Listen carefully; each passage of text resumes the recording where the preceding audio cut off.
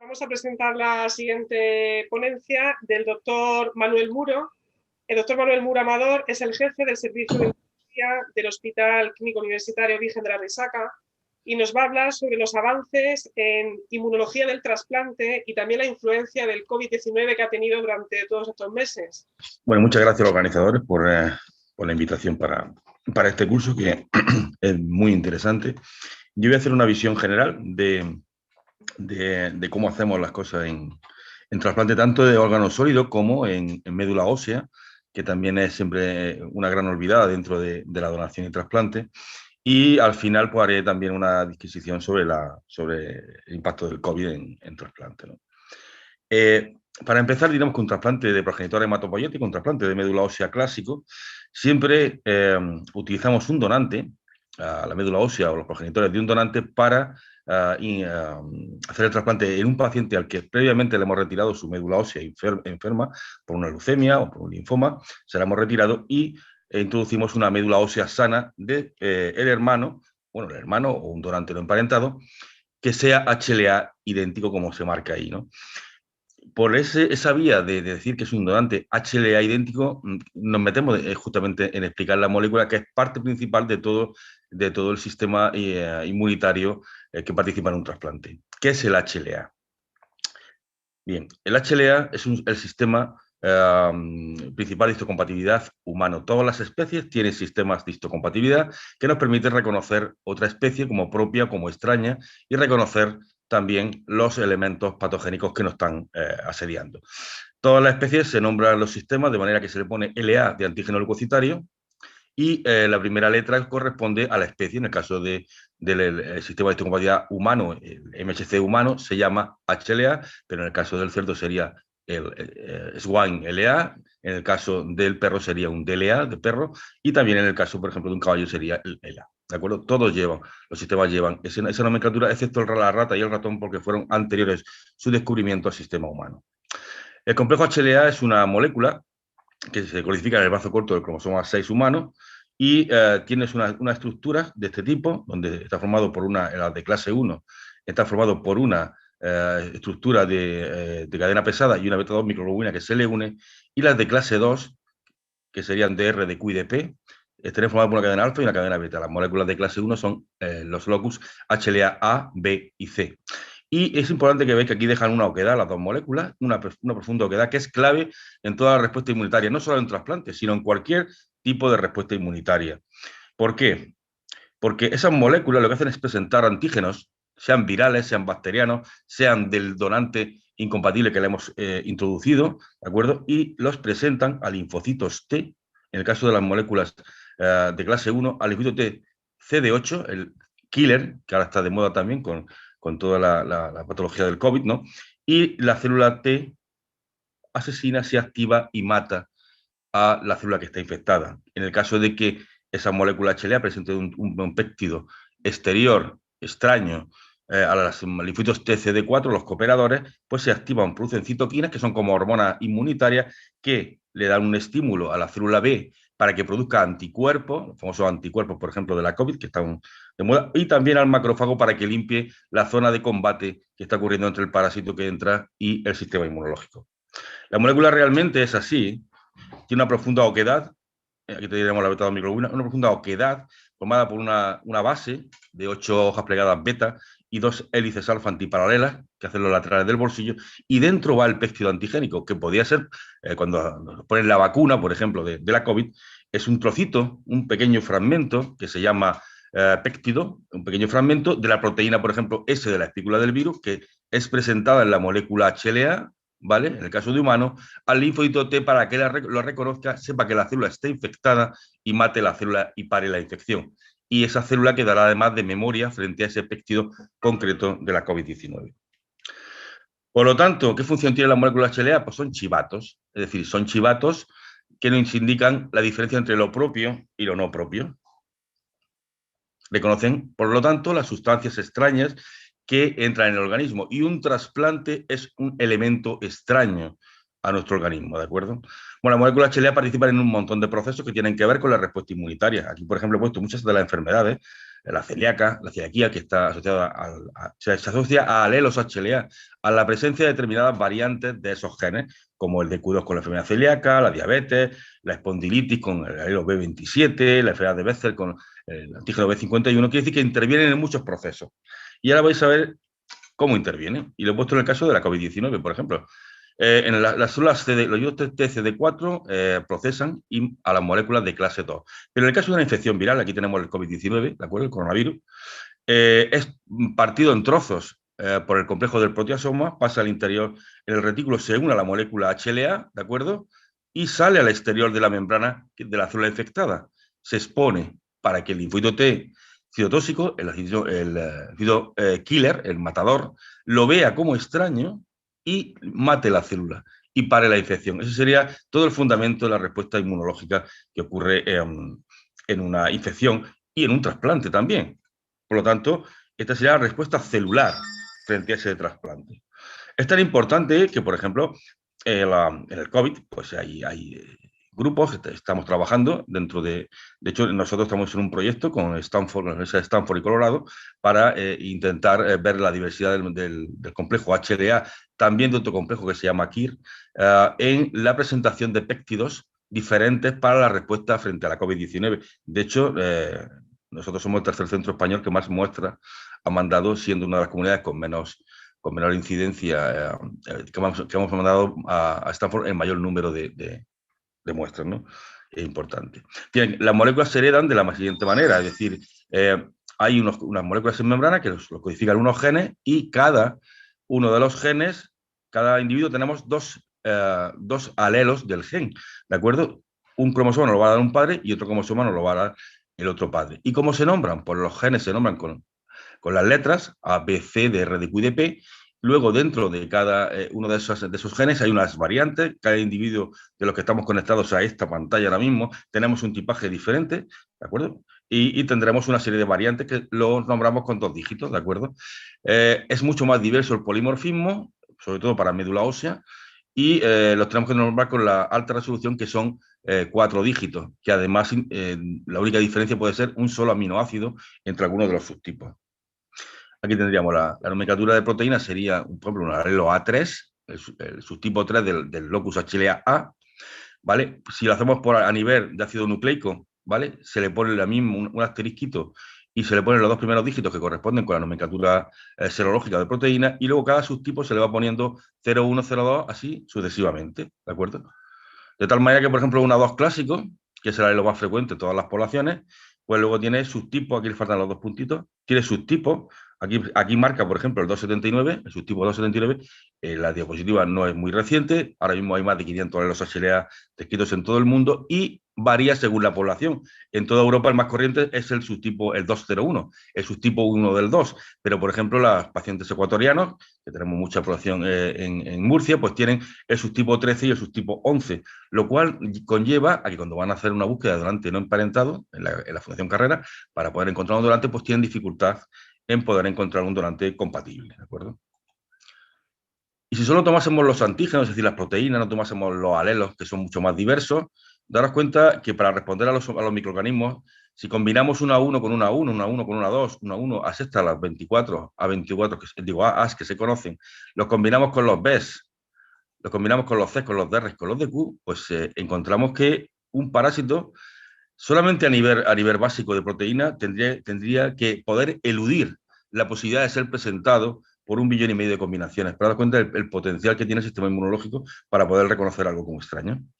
¿Cómo hacemos el tipaje? Bueno, cuando tenemos una donación de un donante cadáver, de bazo o de bien de ganglio, extraemos mediante una técnica que se llama linfoprep, hacemos un aislamiento de linfocitos, extraemos el ADN de ese donante cadáver mediante métodos como el extractor masivo de Kia Symphony que tenemos en el servicio, que permite una carga masiva, ¿de acuerdo? Extraemos su ADN y dentro de la molécula HLA, la parte superior donde iba el péptido antigénico, donde iba el trocito de virus, ¿vale?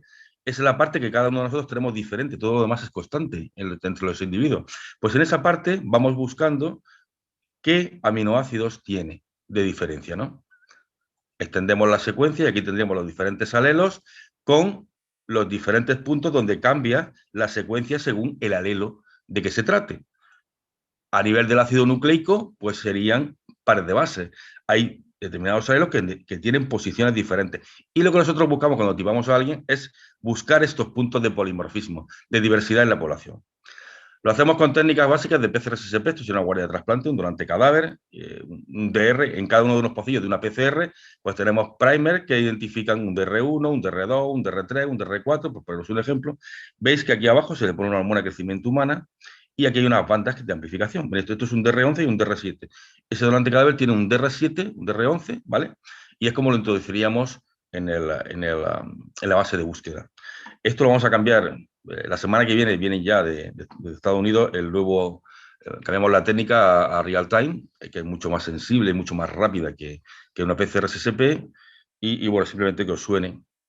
Con ese tipaje es como hacemos la búsqueda de la lista de espera, por ejemplo, de trasplante renal, ¿no? De acuerdo que tenéis los pacientes seleccionados, le metemos el tipaje del donante, que solo se considera para trasplante, para selección, el A, el B y el DR, el C y el DQ, se consideran para la presencia de anticuerpos, pero no para seleccionar, y nos da un orden. El ordenador busca un orden según la compatibilidad en A, en B y en DR, dos compatibilidades, una compatibilidad según lo que tenga de parecido, y con eso seleccionamos a los pacientes que van a recibir el injerto, lo cual nos garantiza que es realmente limpio y es equitativo el seleccionar por una compatibilidad entre 130 y 150 pacientes en lista de espera, pues nos sirve para que el programa seleccione y busque al donante más inmunológicamente más idóneo.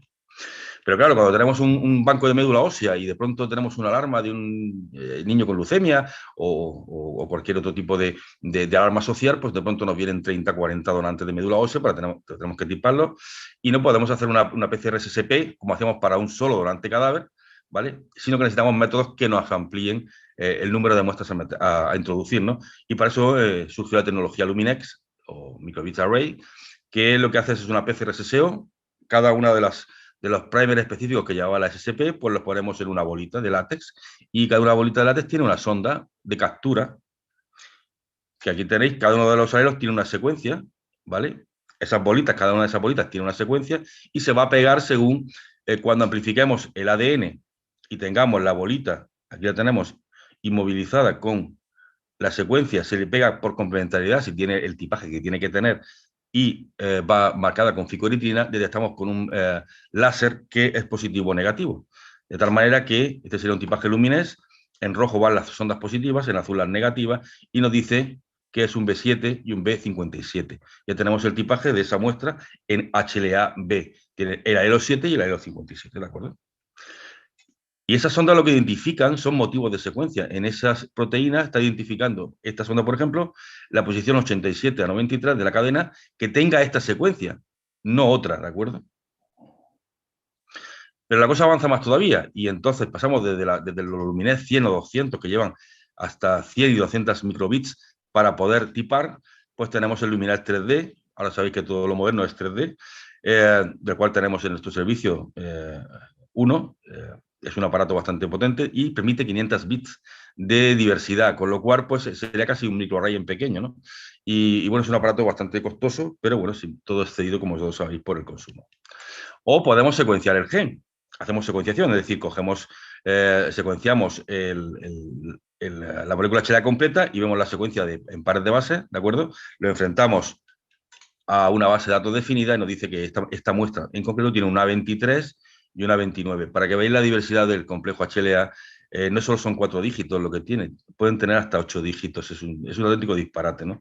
Pero bueno, a nivel de médula ósea solo nos quedamos con los 4 dígitos. Eso sería baja resolución, la 23, y el subtipo 1 sería alta resolución, ¿vale? ¿De acuerdo? Y el otro alelo es un 29 con un 2.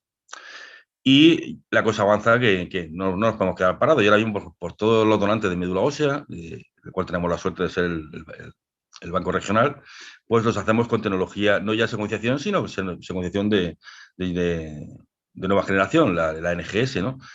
Todo paciente que entra, todo donante que ahora mismo esté reclutado por el Servicio de Inmunología o por el Centro Regional de Donación, sale hacia la carrera con su tipaje, hacia el REDMO, hacia el registro español, con su tipaje hecho por alta resolución en todos los locus, A, B, C, D, R, D, Q, incluso de P. ¿Cómo se heredan? Muy fácilmente. Tenemos aquí una célula de un padre y una célula de un hijo. Primero, cada individuo tenemos 2 haplotipos y cada individuo pues le pasamos en este caso el padre tiene que pasarle o este haplotipo o este haplotipo. Y aquí tenemos el hijo, y la madre le pasará el de color lila.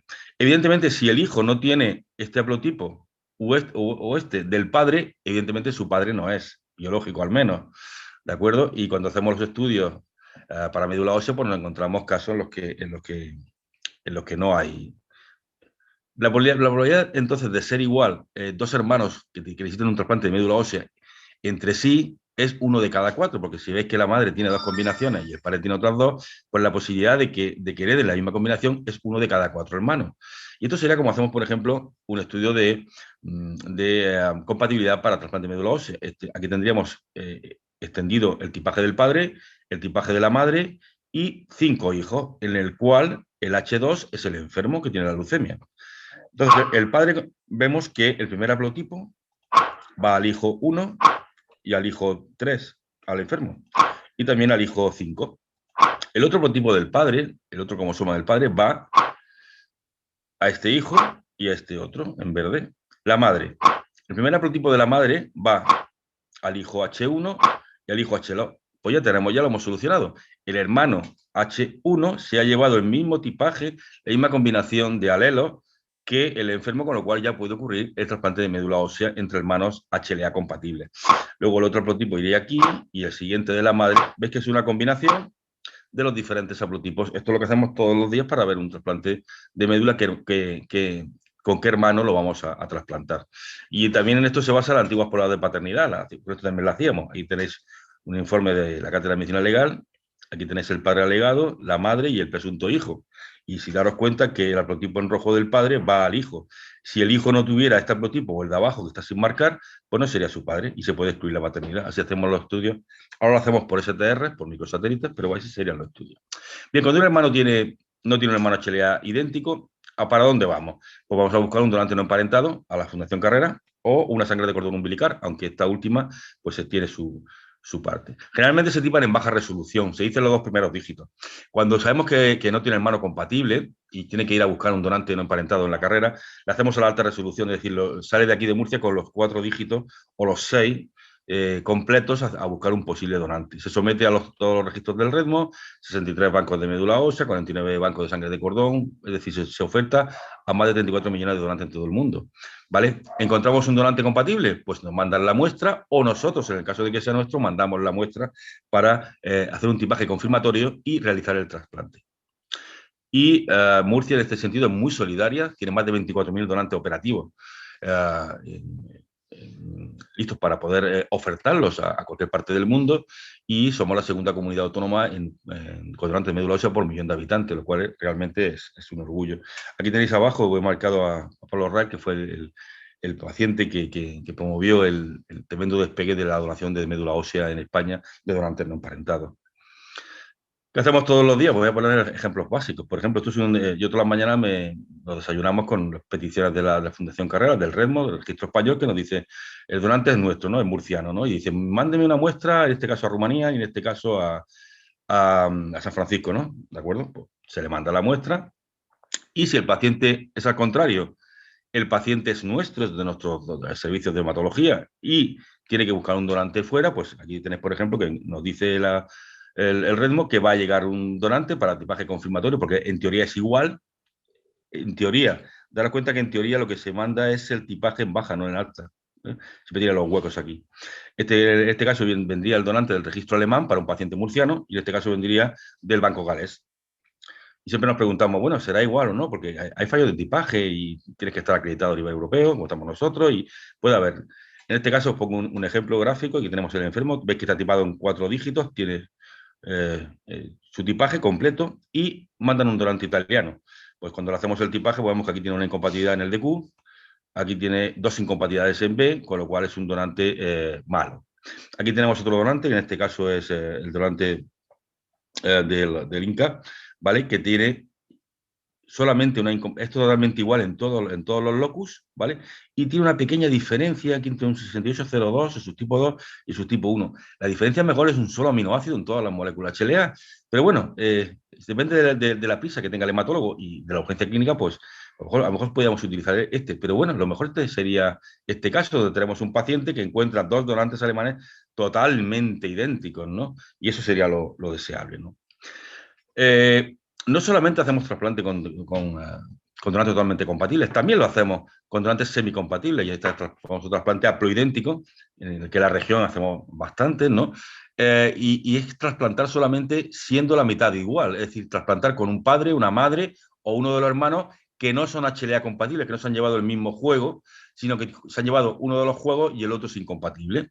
¿De acuerdo? Para eso utilizamos otra tecnología, aparte del sistema HLA, utilizamos el sistema de genes KIR de los reconocimientos, que bueno, yo simplemente que os suene, pero creo que es demasiado, saldría fuera de este curso el dar una visión de lo que es el sistema KIR, que es bastante complicado, pero que sepáis que existe otra posibilidad de trasplantar con semicompatibilidad. Bien, y entonces en un trasplante, nosotros buscamos siempre administrar terapia inmunosupresora, inmunosuprimir el sistema inmunológico para poder trasplantarlo. Hay una respuesta siempre halogénica porque nunca lo trasplantamos perfectamente igual, siempre hay algún locus que no es igual, en el caso de médula ósea, y en el de órganos sólidos, lógicamente, trasplantamos con incompatibilidad porque si no, no encontraríamos nunca un donante. Y puede ocurrir un rechazo. El rechazo lo marcaría una serie de células que en teoría promueven la proliferación y la inflamación, ¿vale? Como las células TH1, la interleucinas como interleucina 2, 17 interferón gamma, que son citoquinas que van a aumentar la respuesta. Lo importante es que esa terapia module el rechazo. Entremos en una tolerancia del injerto, para ello juegan mucho papel las células T reguladoras que intentan disminuir la respuesta, o citoquinas que son inmunosupresoras, como la interleuquina 10 o el TGF-beta, factor de crecimiento tumoral beta, que son inmunosupresoras, y es un balance realmente entre intentar rechazarlo o intentar tolerarlo, ¿no? Necesitamos la terapia inmunosupresora, pero también la terapia inmunosupresora también tiene más riesgo de infecciones, mayor posibilidad de desencadenar un tumor y mayor hepatonefrotoxicidad. Generalmente la inmunosupresión va dirigida casi siempre hacia la célula T, a frenar el ataque celular. ¿Cómo? Pues bueno, pues con la ciclosporina o el tracolimus, ¿vale? O el FK506, que lo que intentan es en un linfocito inhibir la señal de reconocimiento del HLA, ¿vale? La molécula HLA con el péptido al receptor de la célula T, que promueva la síntesis de interleuquina 2, que es la hormona autocrina con la que crece el linfocito T.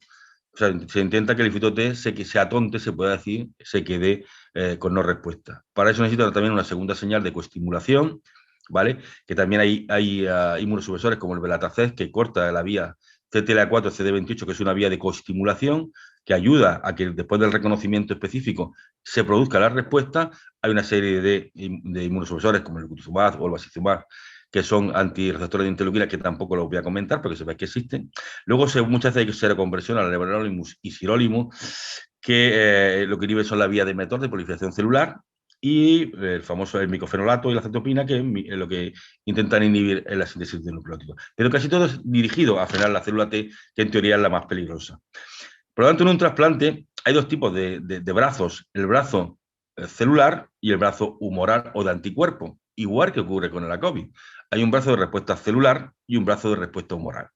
De tal manera que un fito de cooperador reconoce en el endotelio del órgano que le hayamos puesto incompatible, bueno, le hayamos puesto compatible, semicompatible, pero nunca totalmente compatible, ¿de acuerdo? Reconoce los antígenos HLA, que no tiene ER y que vienen dentro del donante, que son incompatibles. Y esos antígenos se conocen como antígenos específicos de donante, DSA.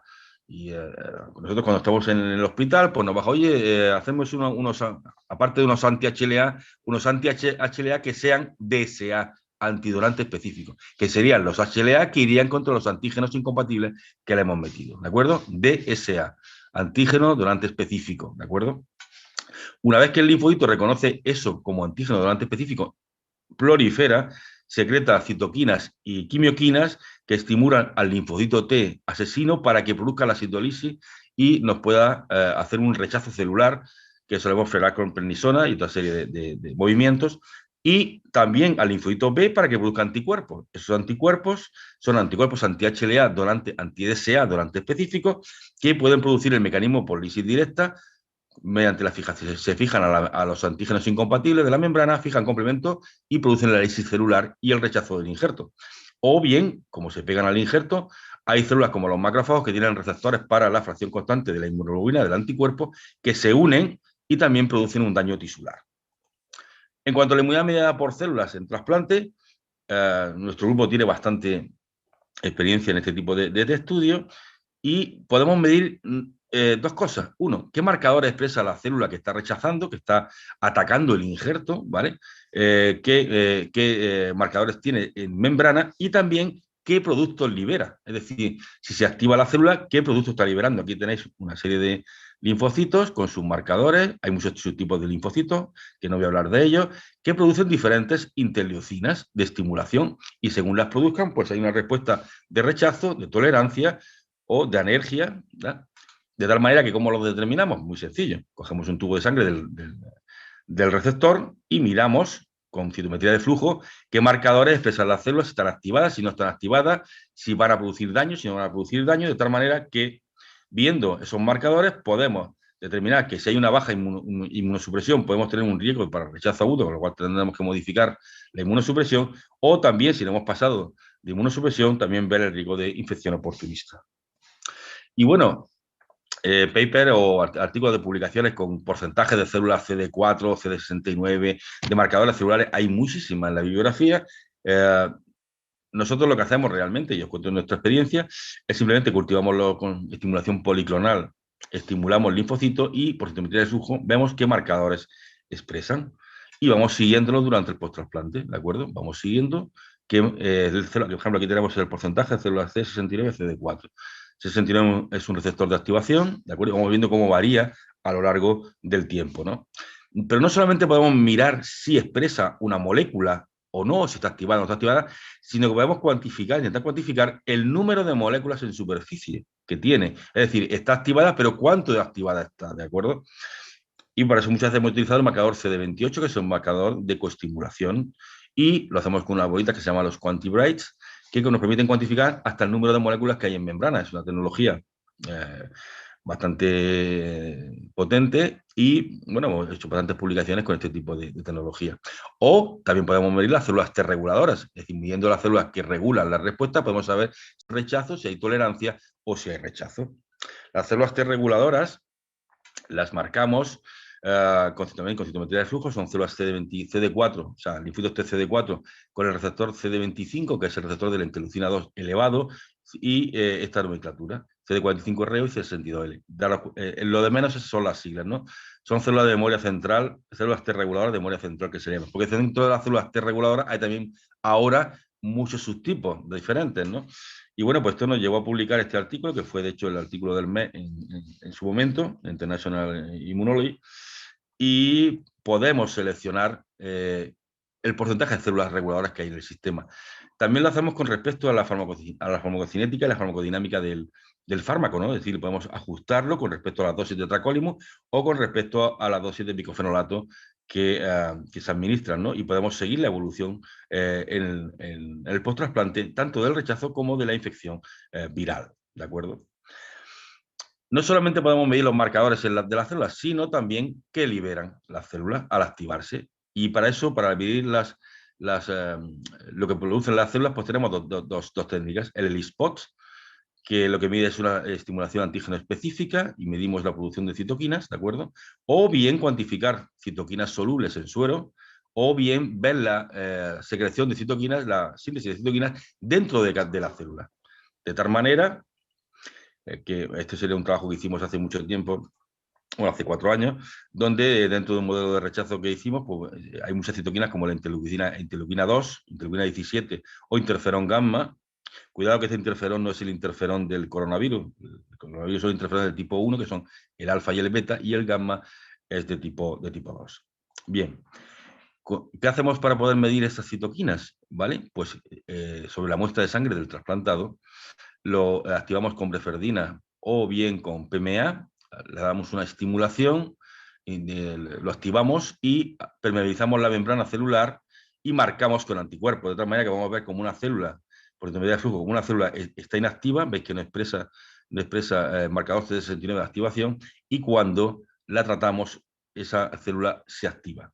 De tal manera que podemos medir incluso, todo por citometría de flujo, Si le ponemos el marcador CD3 que marca el linfocito T, ¿vale? Podemos medir qué tipo de linfocito está produciendo interleuquina 17, interferón gamma o interleuquina 2. O sea, tenemos un potencial muy grande de poder medir la producción de estas citoquinas.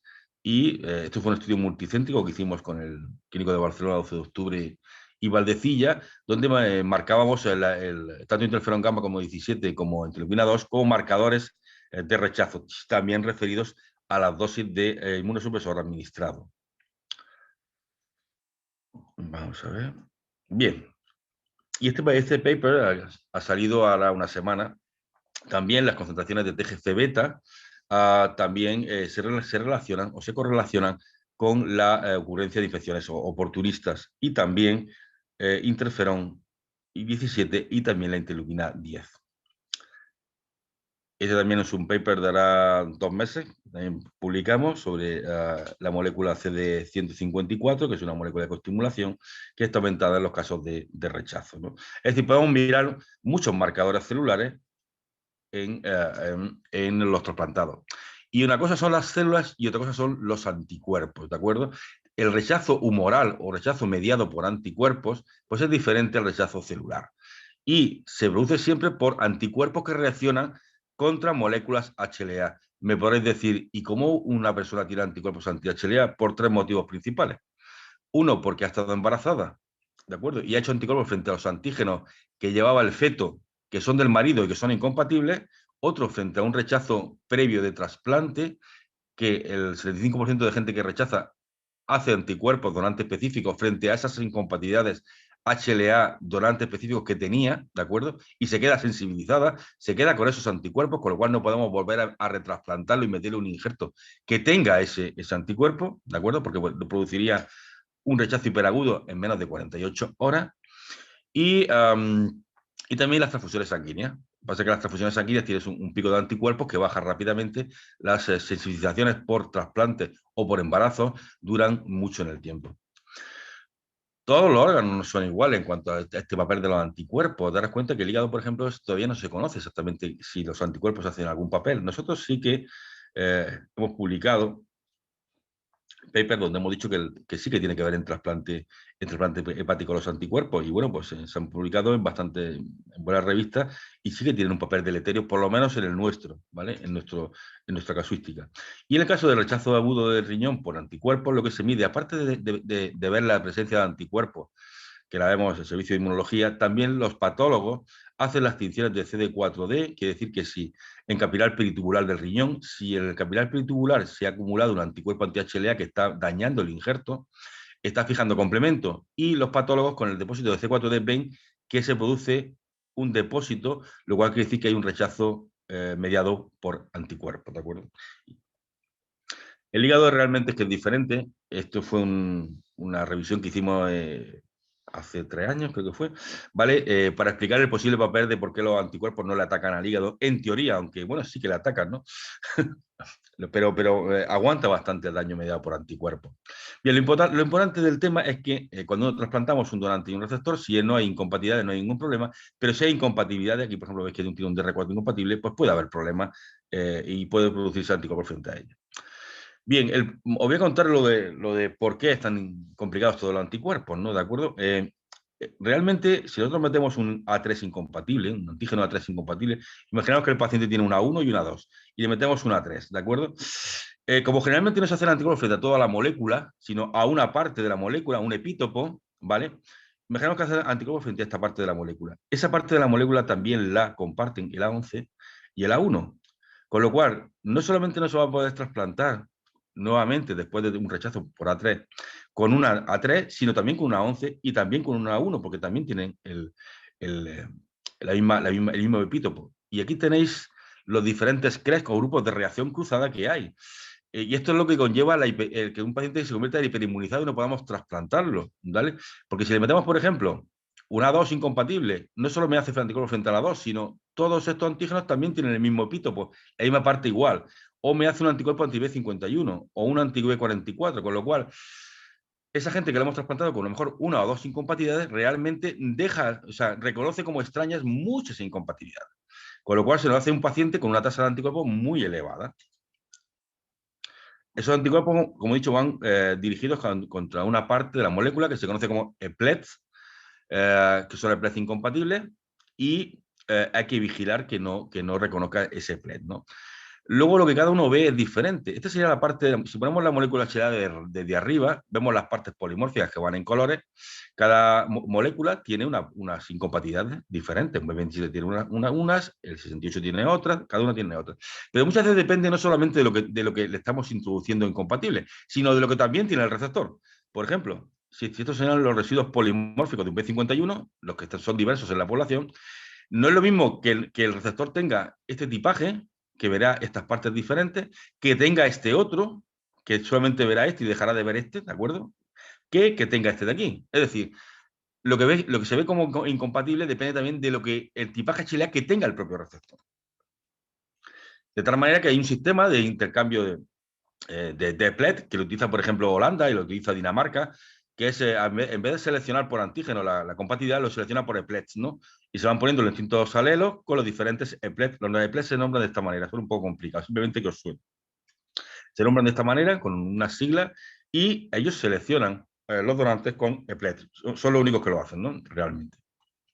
Bien, ¿cómo detectamos los anticuerpos anti-HLA? Esto es muy bonito y hacemos la prueba cruzada virtual, que ahora mismo está de moda en todo el mundo. Bien, cuando un suero tiene anti-HLA de un receptor, tiene anticuerpos, lo ponemos frente a la célula del donante, se fija complemento y nos mata la célula.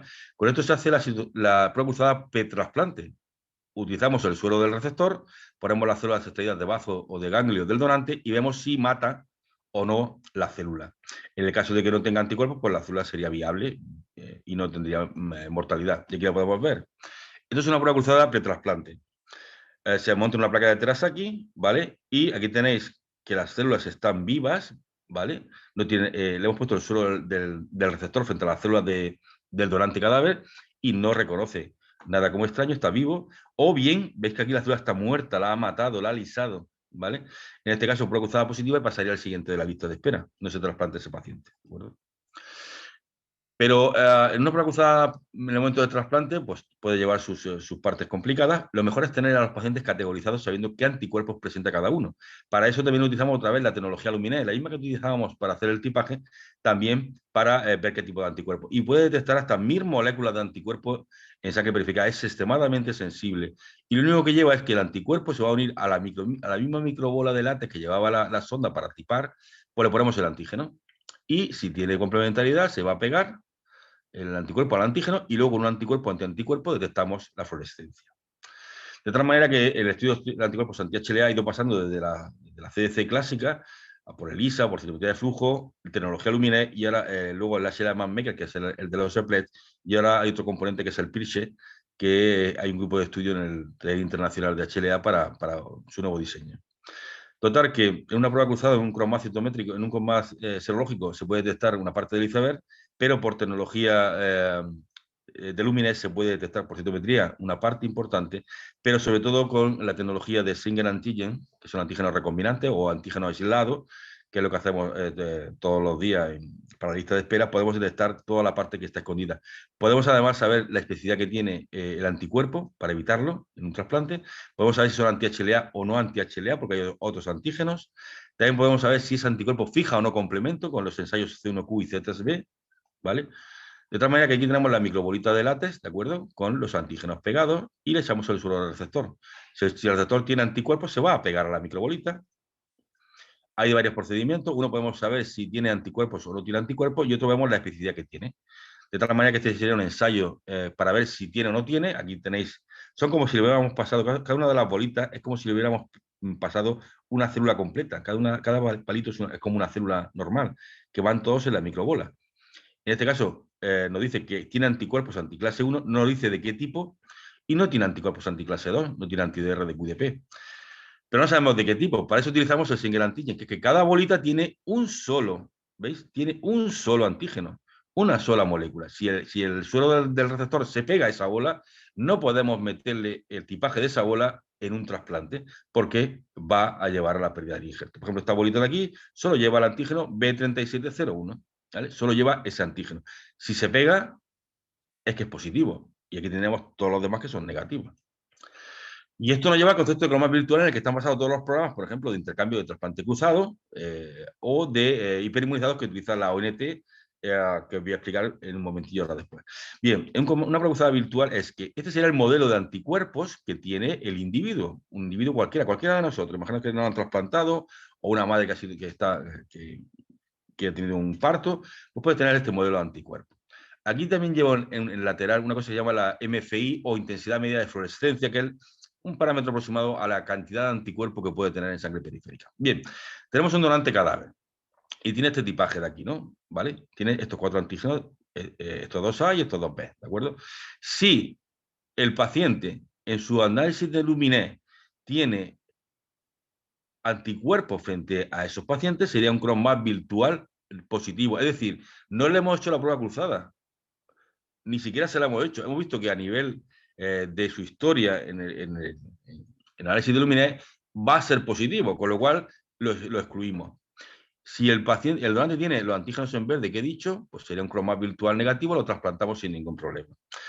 Y como toda técnica siempre hay, aquí hay una zona de duda, ¿no? Entre lo positivo y lo negativo, en todas las técnicas que se utilizan en el laboratorio, pues tienen un porcentaje de duda, y ese sería el porcentaje que cada laboratorio tiene que estimar como porcentaje de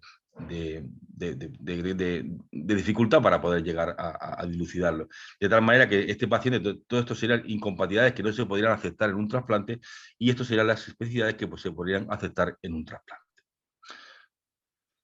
El ensayo de fijación con complemento es simplemente la microbola, se le adiciona C1Q y se ve si lisa o no lisa. Hay una corriente que habla del fenómeno el tener anticuerpos anti-HLA habla del fenómeno de acomodación, es decir, dicen que tiene una gran proporción de anticuerpos anti-HLA, una gran cantidad, pues se produce la activación de la vía mTOR-C2, ¿vale? Y proliferación celular. Pero hay grupos que dicen que habiendo anticuerpos en bajo número, con poca densidad, se puede desencadenar la vía mTOR-C2 de vía de proliferación de supervivencia celular y puede llevar a un fenómeno de tolerancia. Esto realmente no se conoce y ahora mismo es una zona difusa. Bien, no solamente vamos a cuantificar los anticuerpos HLA, sino también los anticuerpos no HLA. Por ejemplo, en trasplante cardíaco, los anticuerpos antivimentina son muy frecuentes. En trasplante renal, el receptor de angiotensina, 2, y también los antiendotelina. Pero aquí veis una cantidad de anticuerpos, ¿vale? Que las casas comerciales están empezando a ver que tienen papel en posibles rechazos no mediados por anticuerpos anti-HLA en patología, ¿no? Y veis, por ejemplo, aquí un trasplante renal o un trasplante pulmonar, ¿de acuerdo? Bien, pero la inmunología del trasplante no llega solamente al pre, sino en el post. Imaginaos que un individuo ha hecho un anticuerpo de novo, no lo tenía en el pretrasplante y le hemos insertado un injerto y empieza a responder y empieza a rechazar el injerto. Podéis pensar, va a llevar a la pérdida del injerto. Bien, hoy en día el rechazo humoral puede ser frenado. ¿Cómo se puede ser frenado? Pues lo que hacemos realmente cuando sabemos que aumenta la creatinina y que puede tener un rechazo humoral mediado por anticuerpos, es que simplemente vamos a quitarle, hacemos plasmaféresis e inmunoabsorción, intentamos quitarle los anticuerpos que tiene en sangre periférica para intentar disminuir el daño tisular. Al mismo tiempo también se le administran inmunoglobulina intravenosa, ¿vale? Y intentamos, se puede decir, atontar a las células que producen el anticuerpo, que son las células B. ¿Cómo lo hacemos? Con rituximab. Es un anticuerpo anti-CD20 que intenta frenar la producción de anticuerpos de la célula B. En el caso de que esto no funcione, tenemos el bortezomib, que va contra el complejo del proteasoma que produce los anticuerpos en la célula plasmática. Intentamos frenarle la producción en el caso de que esté en estadio de célula plasmática productora de anticuerpos. Y si no funciona ya y el rechazo se nos está yendo de las manos, pues también tienes para frenar el daño tisular el eculizumab, que es un anticuerpo anti-C5 del complemento, intenta frenar la cascada final de daño tisular. Y esto sería un paciente nuestro, como tiene un rechazo humoral, el paciente se pone muy malito, detectamos que tiene un anticuerpo antiespecífico a una MFI determinada, a mucha concentración, porque ya tiene un rechazo. Para eso nos sirve la intensidad media de fluorescencia, es muy importante. Le damos plasmaféresis o inmunoabsorción y inmunoglobulina y vemos cómo la MFI va bajando, ¿vale? Aquí le administramos el anticuerpo anti-CD20 para intentar frenar en las células B y vemos cómo va disminuyendo la cantidad de anticuerpos donante específico que tiene, ¿de acuerdo? Hasta llegar a desaparecer. Y conseguimos frenar un rechazo humoral de esta manera. Vamos jugando mucho, el nefrólogo con el patólogo y con el servicio de inmunología vamos jugando viendo a ver cómo podemos bajarle la cantidad y vamos haciéndole muestras seriadas hasta que conseguimos bajarlo. En algún paciente no lo conseguimos, en muchos sí, pero bueno, es un juego. No solamente hay anticuerpos anti-CD20, hay también en experimentación otra serie de anticuerpos que pueden ser importantes en trasplante. Muy bien. El trasplante de donación cruzada, ¿por qué lo pongo? Es un trasplante renal en el cual, bueno, pues la ONT pone, espérate que se me ha ido para atrás. Vale, muy bien. En el caso de que un paciente tenga anticuerpos anti-HLA y le quiera dar un riñón, por ejemplo, su marido, o le quiera dar su hermano, y la mujer tenga, o digo la mujer o el marido, el receptor tenga anticuerpos anti-HLA que contraindiquen el trasplante, o bien tenga incompatibilidad de isogrupos sanguíneos, que son los dos motivos, tiene una incompatibilidad inmunológica para poderse trasplantar. Es decir, tiene su donante, pero su donante no le puede dar el riñón. Entonces, ¿qué hacemos? Lo ponemos en un programa de trasplante cruzado, de tal manera que se hace una cadena de trasplante, de tal manera que aquí tenemos una cadena real. Aquí tenéis los tipajes HLA, el A, el B, el C, ¿vale? El DR y el DQ, llega hasta DQ. Y vemos con un donante que no puede trasplantarse con su receptor, ¿vale? Del virgen de la risaca, pues rápidamente se envía ese riñón al Carlos Haya. El Carlos Haya, a su vez, lo envía al de Cruces de Bilbao. El de Cruces lo manda al Clinic, el de Clinic lo manda ¿cuál sería? A la Puerta del Mar de Cádiz, y el Puerta del Mar de Cádiz nos manda su donante a nosotros. Hemos cerrado una cadena de trasplantes, eran incompatibles, no se podían utilizar, no se podían trasplantar, porque iban a tener un rechazo hiperagudo, y hemos trasplantado y hemos cerrado una cadena simplemente con el tipaje HLA. Bien, y el otro programa muy importante es el programa PATI, que de hecho ahora mismo estamos en la comisión de expertos. Estamos viendo ya lo que es el nuevo PATI que vamos a implementar con respecto a Italia. Se va a hacer un PATI. El PATI lo que es que hay pacientes que tienen muchos anticuerpos, tienen una tasa muy alta de anticuerpos, reconocen todo como extraño, excepto su propio tipaje, y no se pueden trasplantar. Y pasan años en diálisis sin poder encontrar un donante compatible que les pueda dar un riñón. El año 2015 se puso en funcionamiento el programa PATI, el Plan de Acceso a Trasplante Renal para Hiperinmunizados, gracias al esfuerzo colaborativo del grupo de la Sociedad Española de Inmunología, los coordinadores de trasplante y el grupo de nefrología, para intentar solventar estos pacientes que no podían trasplantarse y llevaban mucho tiempo esperando la propuesta. Se basó por el Consejo Interterritorial, se puso en marcha en 2015, de tal manera que cualquier órgano que se genere en la región es ofertado a la red PATI, al complejo PATI, en el programa de trasplante, para poder buscar un donante compatible en cualquier parte del territorio nacional, excepto Andalucía, que está fuera del programa, porque ellos tienen su propio plan de acceso al trasplante para pacientes hiperinmunizados. Utilizo una calculadora de anticuerpos que la diseñó uno de nuestros residentes, Jesús Antañón, que está ahora mismo jefe de Albacete, fue compañero mío de residencia, y bueno, se pone un umbral de PRA del 99%, es decir, reconoce todo menos el 99% de tipajes que le vengan de posibles donantes cadavéricos. Con este criterio y con este programa conseguimos hacer 120 trasplantes de riñón el primer año de funcionamiento del programa PATI. Y fue una... Yo estuve en la comisión que prácticamente lo pergeñó con María Valentín, de la ONT, y siento especial cariño por este programa. La función del inmunólogo es estar aquí, dar cuenta. Es el que, en teoría, cuando hacemos el trasplante nos da el donante, nosotros lo tipamos, introducimos en la aplicación informática los datos, vemos si tienen compatibilidades frente al donante específico y se manda el riñón a otro sitio. Este programa funciona por la devolución, es decir, cuando tú mandas un riñón fuera, rápidamente al siguiente trasplante tiene que ser devuelto, porque si no, comunidades autónomas como la de Madrid, por ejemplo, o la de Barcelona, donde tiene hospitales muy grandes y con mucha densidad, pues estarían a favor de que no, de potenciar frente a comunidades uniprovinciales como la nuestra, ¿no? Y este fue nuestro primer paciente. Llevaba 17 años esperando un injerto y conseguimos trasplantarla con el programa PATI. El programa PATI lo que hace que es, bien, primero lo que detecta es que no haya especificidades HLA prohibidas. Es decir, que cada paciente está metido en el programa sabiendo que tiene un anti-A1, un anti-A2, un anti-A3, un anti-B7, un anti-B8, todas las especificidades posibles, que suelen ser un montón, ¿de acuerdo? Muchas. Y lo que intenta es buscar, cuando tenemos un donante cadáver, le ponemos el tipaje del donante cadáver y busca aquel paciente que esté en Santiago de Compostela, que esté en Madrid o que esté en Barcelona, que no tenga anticuerpos donantes específicos, anti-DSA, que no tenga esos anticuerpos frente a el donante potencial. También lleva un sistema de puntuación, también se prima el grupo sanguíneo, compatibilidad de su grupo, también la edad, también se le prima. El tiempo de diálisis, muy importante, hace un score entre la compatibilidad, el que no tenga anticuerpos donante específico y luego una serie de parámetros. Y esa puntuación es la que nosotros recogemos y rápidamente vemos que hay un paciente en Barcelona, pues llamamos al coordinador de trasplante, en este caso Mario o Julio, o que sea. Mira, hay un paciente en el clínico de Barcelona que presenta compatibilidad y tiene un score por encima de la media. Pues se manda el riñón y al cabo del tiempo el riñón es devuelto a la Comunidad Autónoma de Murcia. ¿Vale? Bien, hemos visto las células T reguladoras ya para terminar y las células B reguladoras. También existen. Existen células B que frenan también la respuesta de anticuerpos, ¿de acuerdo? Y aquí voy a poner yo un estudio, este también ha sido aceptado hace muy poquito, donde hemos monitorizado, este estudio es nuestro, hemos monitorizado la proporción de células y hemos visto que el fenotipo de las células B que existe en estos receptores de trasplante renal está enriquecido en células B transicionales, que son las células B reguladoras, justamente los que mejor función renal tiene. Es decir, el tener unas células B reguladoras que están frenando a las células B que funcionan anticuerpos, pues es importante para el desarrollo del trasplante.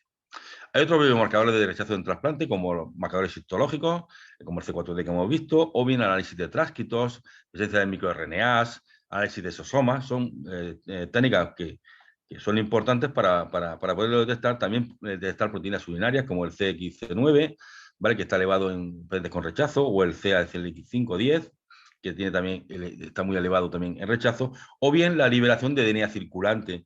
Este sería nuestro proyecto de FISH que tenemos concedido, aquí estaría como lo hemos diseñado, y es que se basa y está de moda ahora mismo, en que si tú hay un daño tisular en el injerto del donante, o sea, el receptor frente al donante, libera ADN circulante del donante en el receptor, y simplemente comprobando que existe ADN del donante libre en los fluidos del receptor, podemos saber que está habiendo un daño tisular.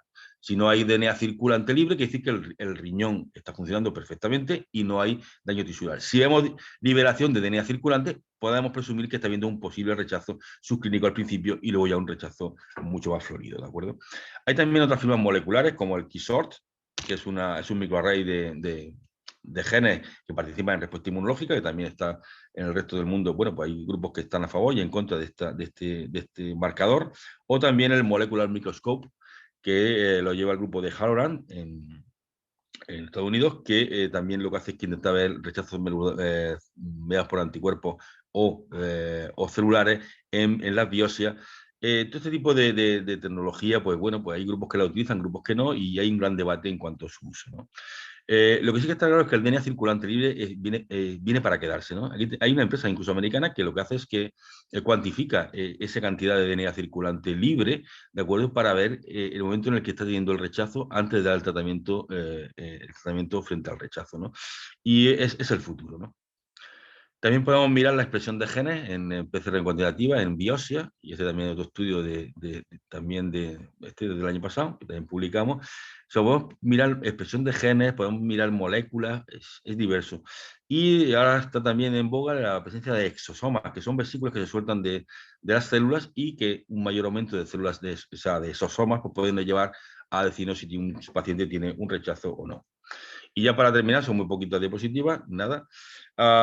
En cuanto al COVID, bien, como todos sabéis, el COVID ha hecho mella en casi todo, el trasplante, como vamos a ver posteriormente, y a nivel inmunológico su función es clásica, ¿no? Entra por el receptor, produce una pirostosis, el virus en la célula que está infectando, se liberan una serie de citoquinas, de interleuquina beta, se producen unas señales de alarma, ¿vale? Que van a ser reconocidas por los sistemas de DAM, de análisis de alarma. La célula va a proliferar, va a producir una serie de citoquinas que son de tipo TH1, ¿vale? Y va a llamar a otras células para que haya inflamación. Por eso es una hiperinflamación lo que realmente tiene el COVID, es una exacerbación del sistema inmunológico, y a su vez estas células también producen interferón gamma que además aumenta la síntesis de esta citoquina y entra en un bucle donde todo es respuesta inflamatoria.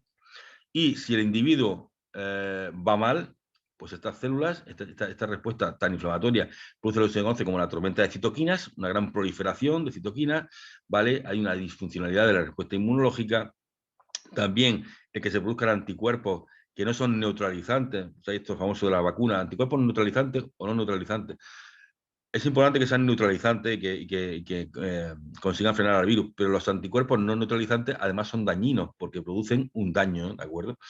Y producen pues, toda la cascada que hayáis visto de respuesta celular y de otros órganos que al final hace que el individuo fallezca o se nos complique.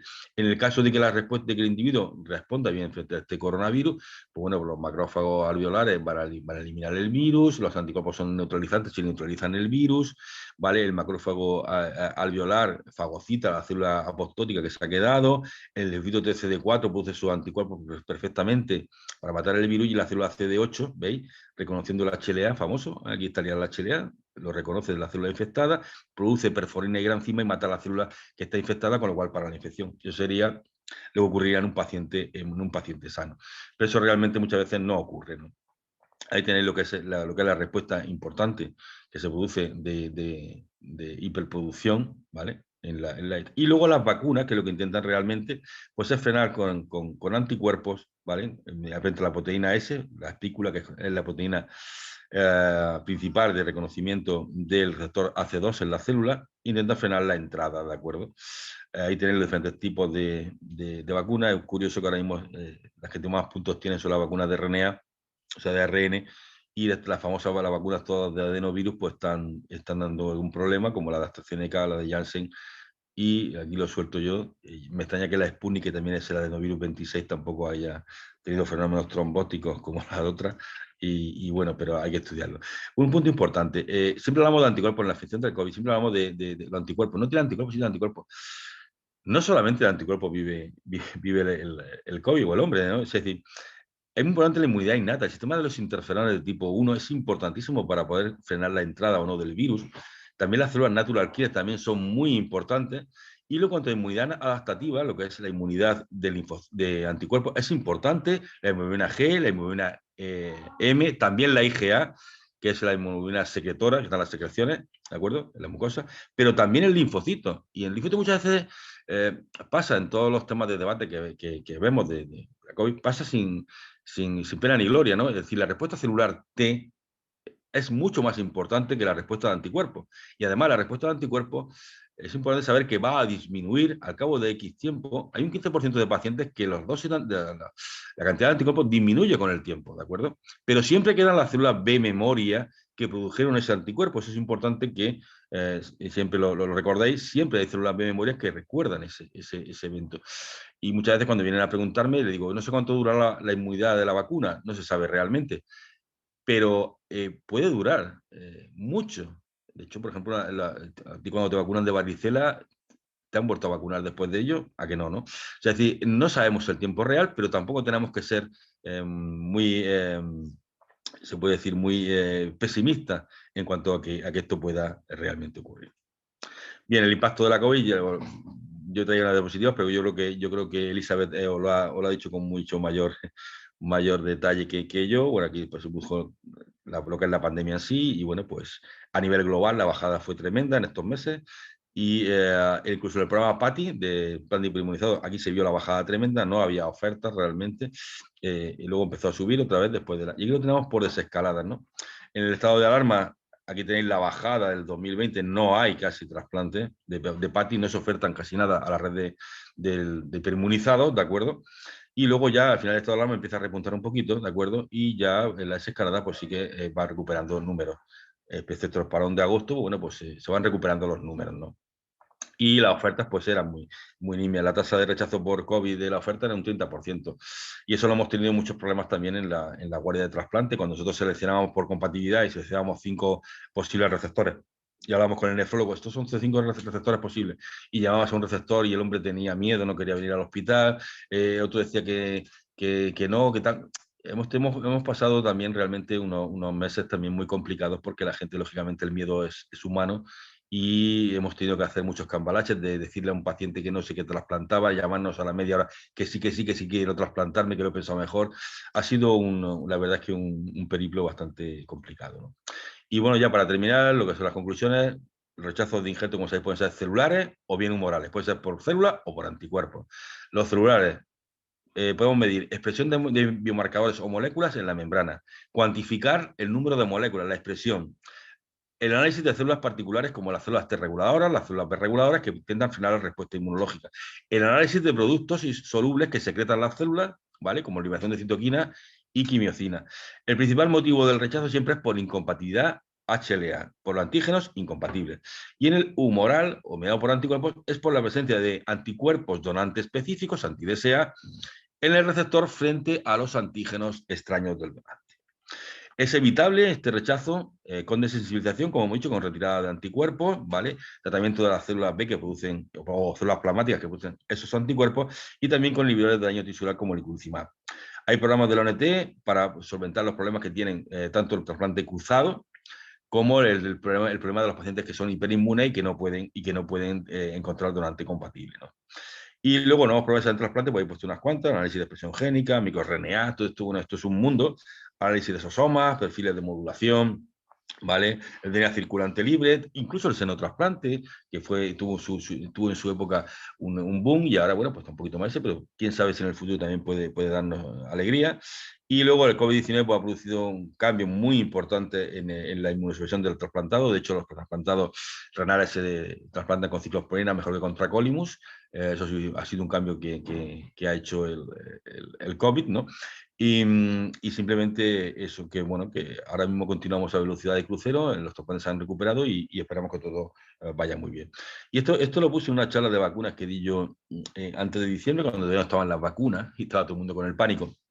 Y me preguntaron, esto fue en la sociedad madrileña de trasplantes, ¿no? Puse, ¿debo vacunarme? Y yo siempre digo, lo peor de una vacuna siempre es que sencillamente no exista, con lo cual vacunar, sea con AstraZeneca, con Janssen o con la que haya. ¿De acuerdo? Y muchas gracias. Muchas gracias al doctor Muro. Como darte las gracias también porque sabemos que has estado en muchos foros en relación con la vacuna para fomentar este tema y la verdad que es fundamental la concienciación de la sociedad, eso está claro. Y bueno, darte las gracias por una presentación tan detallada de los avances de la inmunología en los distintos trasplantes, sobre el avance del programa PATI también. Y quieres que lancemos la pregunta que nos has enviado para ver los alumnos, ¿vale? Venga.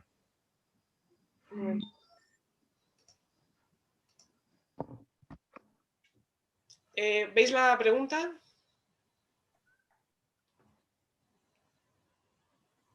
Ahora.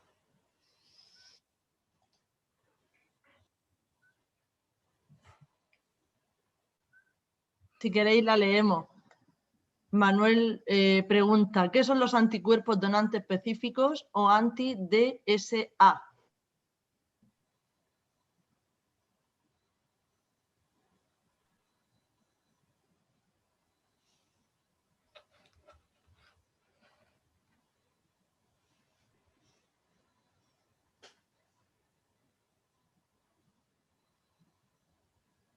Bueno, yo mientras contestan aprovecho para felicitarte, Manuel. Yo soy fiel seguidora tuya en las redes sociales porque durante esta pandemia has hecho una difusión increíble de todo el mundo inmunológico alrededor del COVID, las vacunas y un poco difundir sobre todo conceptos claros y sencillos a la población que llegaran. Felicitarte porque me ha encantado tu trabajo durante estos meses, pero también felicitarte por la presentación que has hecho porque no te has dejado nada, me ha encantado. Enhorabuena porque me encanta cómo explicas.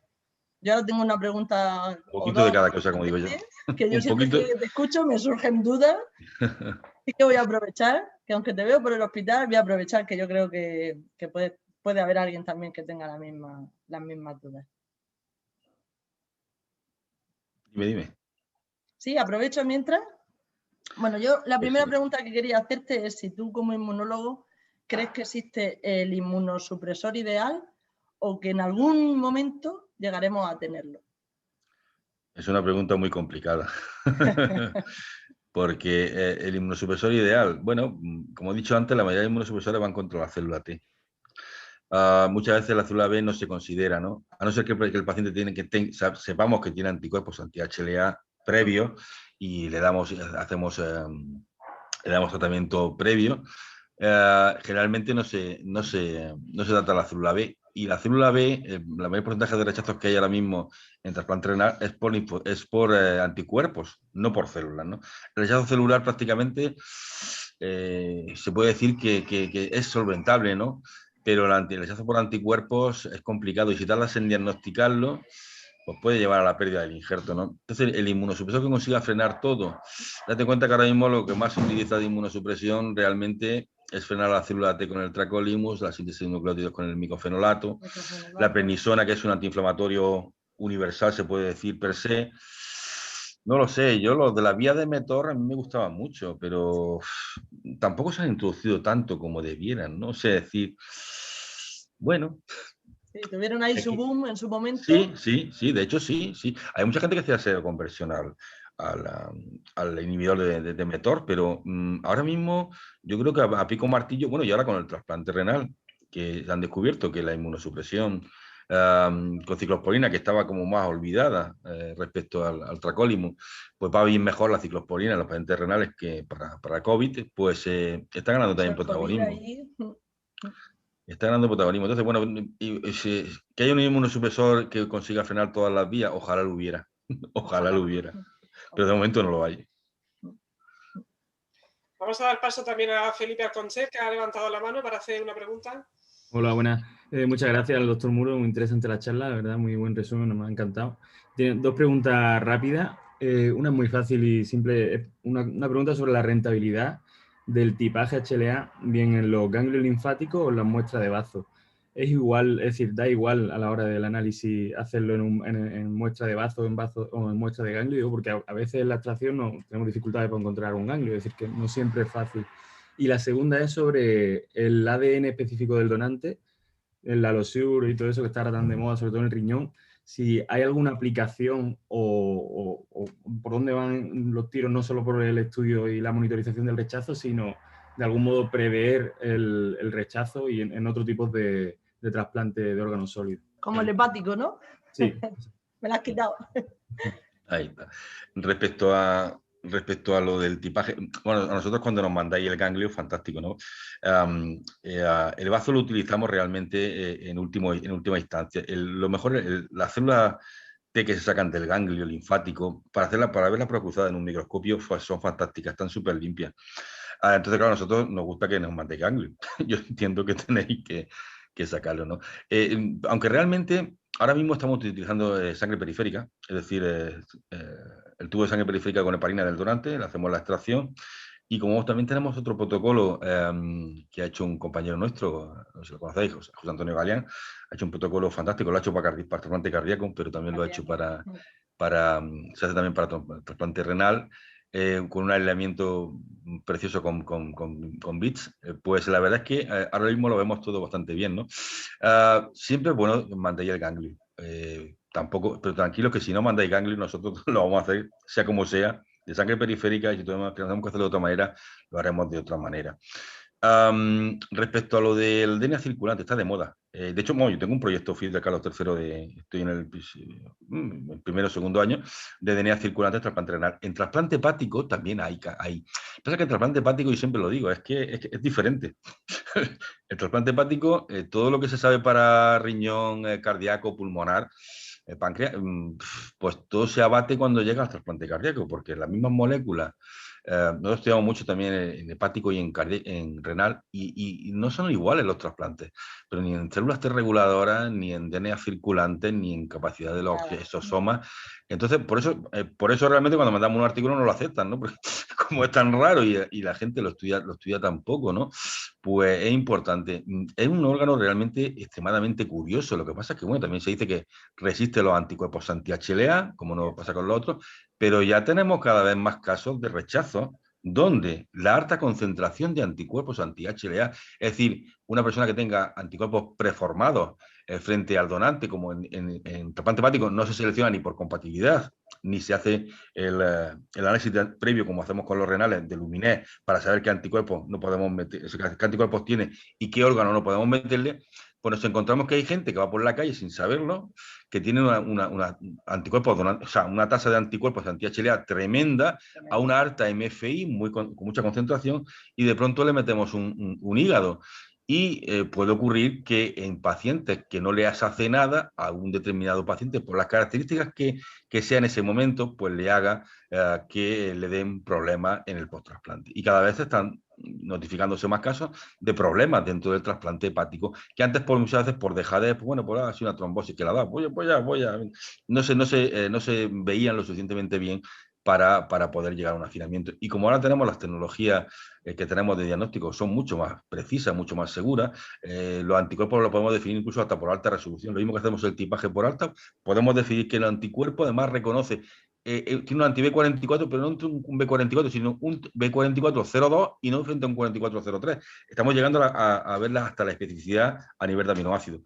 Con lo cual, esto tiene que avanzar y conseguir saber el papel que tiene realmente el trasplante hepático, que por el momento, pues, lo pondremos entre comillas, ¿no? Como digo yo. Bueno, muchas gracias, Manuel, por tu presentación. Y aquí tenemos la votación de la pregunta que has mandado a los alumnos. ¿La quieres comentar? Bueno, el 50% se ha enterado que donde sea. Bueno, es un término complicado, porque realmente es un anti-HLA, pero que va contra los antígenos incompatibles del donante. Es que yo entiendo que la inmunología muchas veces es complicada. O sea, si ves un análisis citométrico con cerca de 200 y pico marcadores, pues tú, claro, sí que yo lo entiendo. Es complicado. Tiene un problema la nomenclatura y los sistemas HLA, pues lo mismo, son extremadamente polimórficos. Hay más de 10.000 alelos conocidos, pues tú imagínate, necesitas no ya ser inmunólogo muchas veces, sino, como yo le llamo, HLAólogo. Es decir, tienes que ser un especialista en esa parte, ¿no? Tú le preguntas a alguien de autoinmunidad, le puedes preguntar un anticuerpo y te lo responde fácilmente, pero pregúntale por un tipaje de alta resolución al mismo inmunólogo, pero que sea de la parte de autoinmunidad. Cuesta trabajo. A vosotros pasa igual en cirugía. No es lo mismo el especialista que ve una parte que ve otra, ¿no? Es complicado. Bueno, pues muchas gracias, Manuel. Y muchas gracias. A vosotros.